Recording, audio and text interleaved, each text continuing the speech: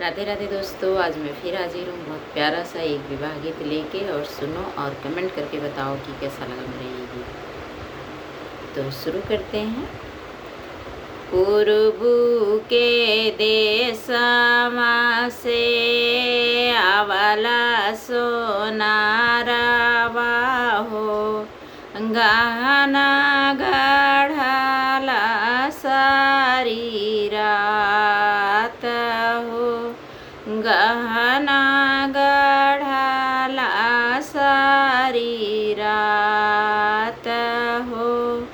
मचिया ही बैठन बाबा बढ़ाईता हो, सुना सोनाराया राजा हमारा, सुना सोनाराया राजा हमारा।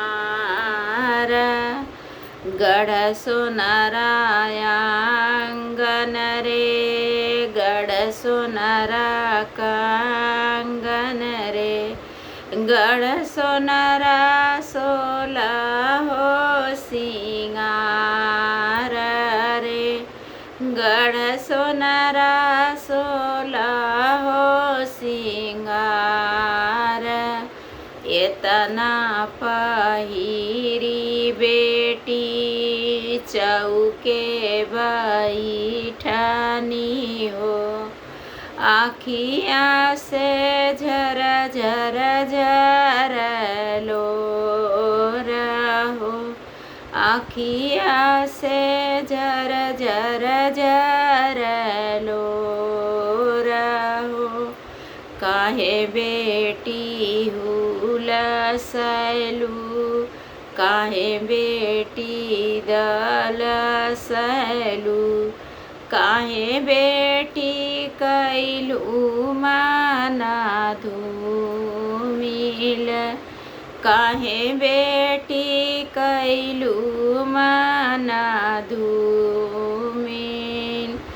दाना दहेजर बेटी कम पड़ी गई न रे, किया रे रमैया बर छोट रे, किया रे रमैया बर छोट रे।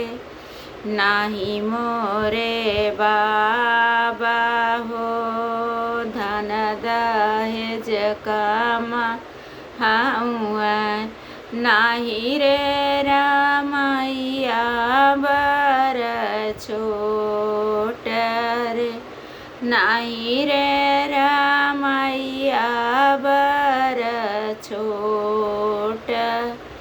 चाँद सूरज के जैसन बेटी जनमावला हो, करिया जे खोजला दामाद हो, समर जे खोजला दामाद हो।